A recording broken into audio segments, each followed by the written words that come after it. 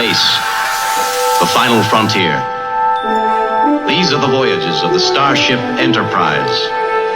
Its 5-year mission to explore strange new worlds, to seek out new life and new civilizations, to boldly go where no man has gone before.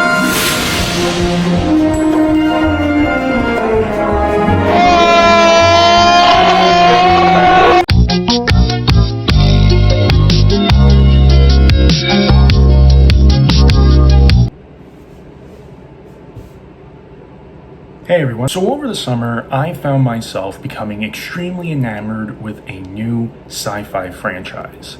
That franchise being Star Trek, because if it wasn't Star Trek I wouldn't be doing this video. So for those of you who don't know what Star Trek is, which if you don't know what it is, that's a little shocking because of how well known it is in pop culture, but that's whatever. Basically, Star Trek was a TV series that ran between 1966 and 1969 with an animated series that followed afterwards. It was created by Gene Roddenberry and starred William Shatner playing the great Captain James T. Kirk, Leonard Nimoy playing the ever so emotionless half Vulcan Mr. Spock. You also had DeForest Kelley, who played Dr. Leonard McCoy, or also known as Bones. You also had James Doohan, who played Scotty. You had George Takei, who played the great Mr. Sulu. You had Walter Cohen, who played Mr. Chekhov. And then you had Nichelle Nichols, who played the great Lieutenant Uhura. Basically, what this story revolved around was these characters going around space and exploring strange new worlds. And this ship's name was called the USS Enterprise, which when I started getting into Star Trek, by the way, I didn't know it was an actual warship. It's an aircraft carrier. Here's an image. I don't know if they still use it, but first time I ever heard about that. I didn't know it was named after an actual military ship. But basically the whole idea of the Enterprise, at least to Gene Roddenberry and to basically every fan of Star Trek, is that it's a metaphor of Earth, that you have all these people of different races, religions, united in this one starship. There is no racism, there is no divisions, there's nothing. Everyone is unified to explore the vast universe and to be representatives of their home planet. But after the success of the original series and the animated series, Roddenberry wanted to try doing a new series called Star Trek Phase 2, in which you had all of the original cast coming back, but this time they're just old. So this project, Star Trek Phase 2, would bring back the original cast except for Leonard Nimoy. Okay, let me explain that whole thing. So based on my research, Leonard Nimoy and Roddenberry didn't really get along. Why that is? Based on what I could get, it was like a screen time thing and a pay thing. But then again, that was everyone's thing on the original series. Like, everyone wanted more screen time than the other, and they wanted more pay for that. Typical Hollywood nonsense. So basically, Star Trek Phase 2 would basically just be a continuation of the original series and animated series, this time featuring the old cast along with new crew members of the USS Enterprise, just without Mr. Spock. However, after the success of Star Wars and Close Encounters of the Third Kind, Roddenberry and Paramount decided, you know what? Let's not do a show. Let's do this insane, crazy sci-fi movie.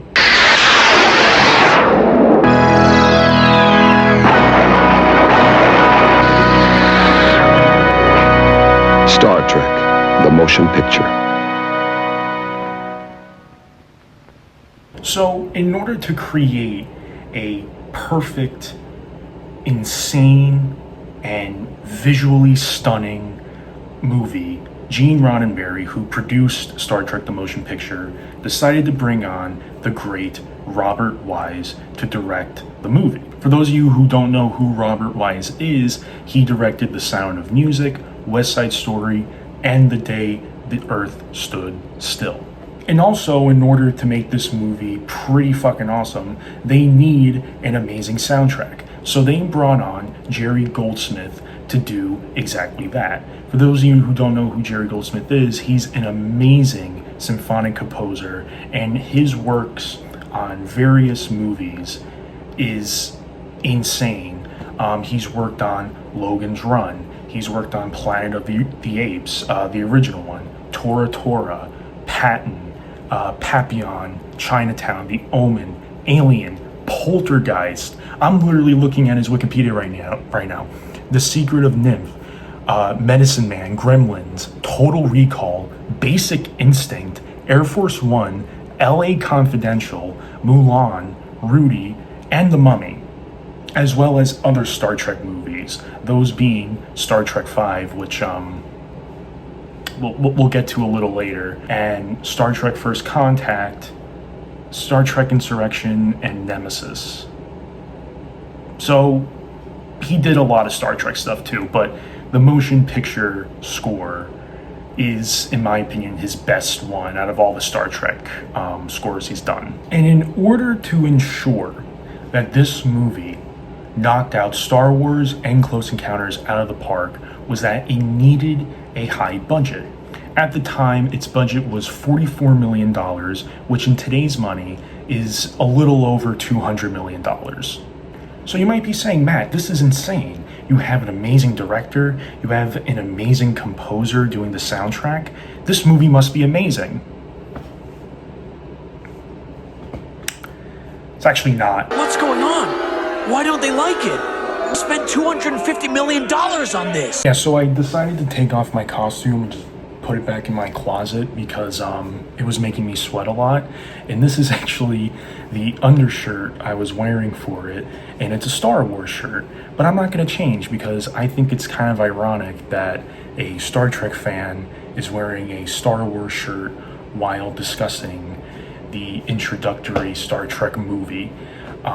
So yeah, deal with it. But before we get into my overall review of the movie, let's go over the plot, because that's going to be like the quickest thing to get out of the way.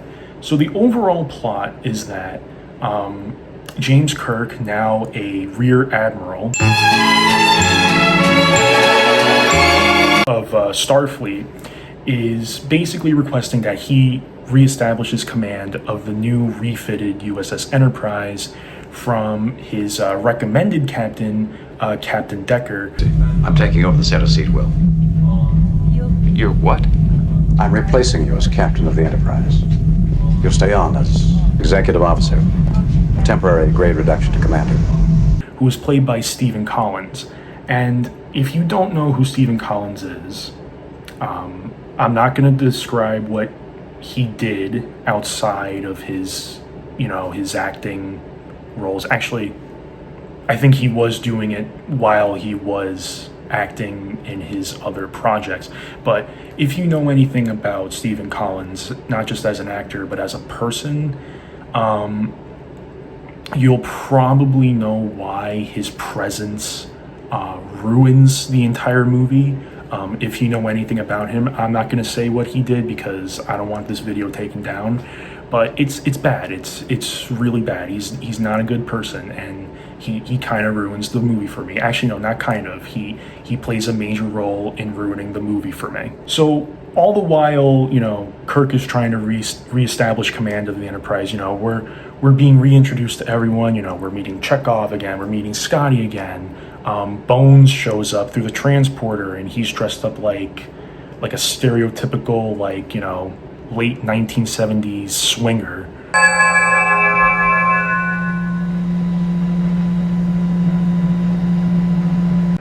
Who probably just got transported from a swinger party, and now he's probably like, ah, shit, I left my keys in the bowl, so whatever. But all the while that's happening, Spock is back on the planet Vulcan, and he is participating in a Vulcan ritual known as Kolonir, or Kolinar, as Spock puts it. And basically, this whole ritual is to purge a Vulcan of their earthly emotions. So they just become an emotionless thing, an emotionless person, essentially.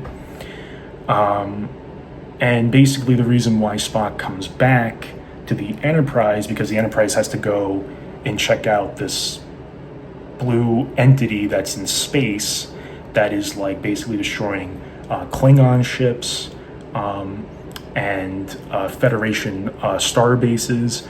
And I want to talk a little bit about this entity for a bit, because it also plays into the special effects. So when the movie opens, we see 3 Klingon battle cruisers coming into the scene, and they're approaching this giant blue like entity, and they're like, what the hell is that? So they approach closer, and then they're like, you know what, let's just start like shooting at it.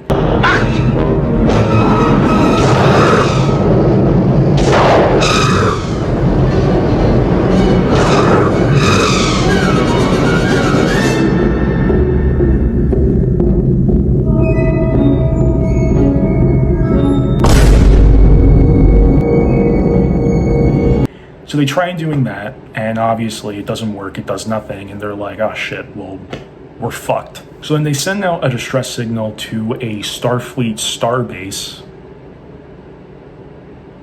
Sounded a little weird, but whatever. So they send out a distress call to Starfleet, and Starfleet, viewing the entire scene, they see this giant blue entity shoot out like this ball of lightning, and it just makes all the ships of this like small Klingon squadron just disappear into nothingness.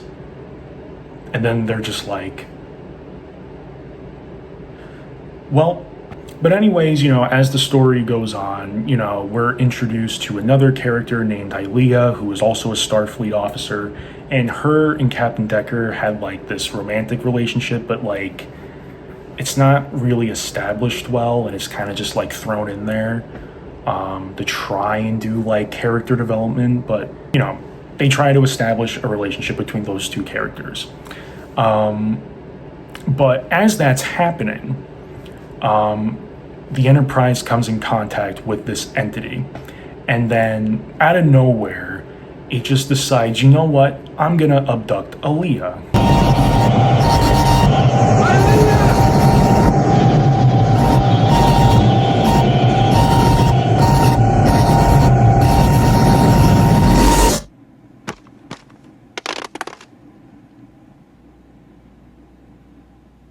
Yo guys, it's me, Charlie. Hey, did that guy just turn into sand? So then she gets captured by the entity, and then she comes back onto the Enterprise.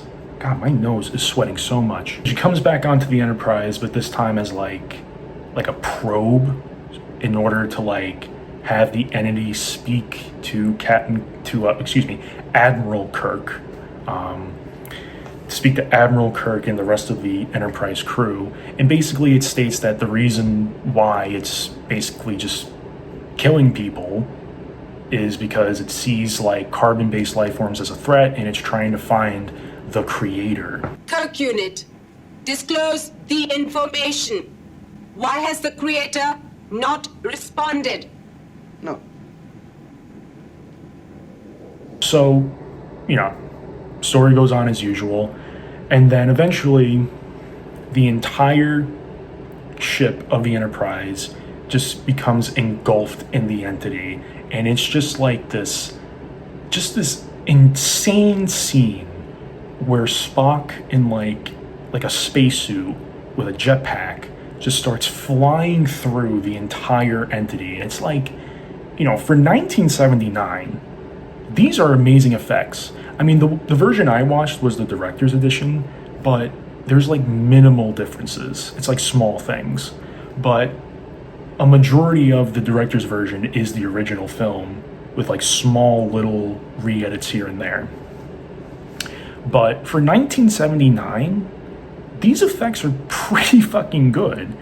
But then, and you know, you say to yourself, like, well, they did spend basically what is now $200 million on this whole fucking movie, so of course it better look fucking good, because if it didn't, that's a little concerning, because what did you do with all that money if you weren't putting it into effects? So then eventually, the entity arrives at Earth to essentially just destroy the whole planet. And as it's slowly approaching, I should have stated this, the entity's name is V'ger, and the reason why I say that now is because Kirk, Spock, and Bones, and Decker, and the Ilea probe, they go onto like this weird looking platform inside of the entity, and it's revealed that the entity is being controlled by the Voyager 6 probe created by NASA. Now, there is no such thing as a Voyager 6 probe. There's only a Voyager 1 and Voyager 2 that I know of, based on my research. But in my opinion, you know, that's kind of cool, because they establish like, oh, well, the reason why it's doing all this is because it's trying to find its creator. It's trying to find its creator and merge with it to essentially create new life. And so eventually Captain Decker's like, well, if it wants to create new life with its so-called creator, which are essentially just carbon-based life forms, I'll sacrifice myself along with Ilea, and they create like this new life form. And then Kirk, Bones, and Spock, they escape. And then the V'ger just disappears. And then the movie's over. I think I explained the plot pretty well. It's really hard to explain the plot, because it's like, okay, it's just a boring fucking movie. That's why it's impossible to explain the plot. So yeah, as I just stated, my whole review of this movie is that it is fucking boring. Oh my god. If you thought Dune Part 1 and Part 2 dragged on, this is even worse. And yeah, I'm admitting it. I did not like the new Dune movies. They suck. They're boring. But this is worse. You know, I don't hate the idea of the whole V'ger thing. Like, I find that to be a very unique concept, you know, just like this, you know, this old space probe gaining this crazy amount of sentience and creating this whole, like, personal civilization for itself within it is awesome. But they missed a huge mark with it, because they could have done so much. It could have been like this giant artificial starship, and basically they just have to, you know, take it down with like their photon torpedoes and phasers. But that doesn't happen. And I understand that Star Trek is more about exploration rather than action, but even in the TV episodes, there was still action. There was shit happening that kept you, you know, enamored with the overall episode and the show in general. That's not what this movie does. It is literally just a snooze fest. And, you know, as I stated, the effects are awesome. You know, me personally, I love the use of like miniatures and like matte paintings to like create a whole scene, you know, and that's what Star Wars did. That's what made Star Wars awesome. It was like these crazy, you know, matte paintings and, you know, fairly medium-sized scale miniatures to, you know, make it seem realistic. And in my opinion, I think Star Trek's effects in this movie definitely kick A New Hope's effects out of the park. That's just me personally. Maybe that's a little bit of bias, but I just think they look cooler. And even when they're, you know, enhanced, they're like 10 times better compared to whatever, you know, Lucasfilm did with the, you know, re-edited versions of, you know, A New Hope to Return of the Jedi. And on top of that, the acting is like, it's like no one's trying. Granted, in the original series, the acting isn't amazing, but you could see that everyone was trying, you know? They actually cared. This is something they love to do. Everyone here is just going through the motions. In my opinion, I think the only actor on the entire set who gave a shit was probably Nimoy. Even though, you know, he didn't want to do it, you know, he was like, oh, you know what? This is what gave me my fame. I'm gonna do what I always did and play the role how I always played it. But like, fucking, oh my god, everyone else is just like so monotone, and like they're just like, yeah, whatever, let's just get this done, you know, whatever. We're here and we just want to get the day done, and that's it. And I think that's another thing that ruins the film for me. You know, the acting is very subpar compared to what we see after this movie. But all in all, that's really my whole opinion on Star Trek The Motion Picture. It was basically a whole lot of missed opportunity. And because of its failure, Roddenberry was kicked out of any production role. He was no longer allowed to be a producer. And a few years later, we would stumble upon one of the greatest sci-fi movies ever that also reignited the Star Trek franchise. That installment being... I've done far worse than kill you. I've hurt you. And I wish to go on hurting you. I shall leave you as you left me, marooned for all eternity, buried alive. Buried alive. Sean! Sean! At the end of the universe lies the beginning of vengeance. Star Trek II, The Wrath of Khan.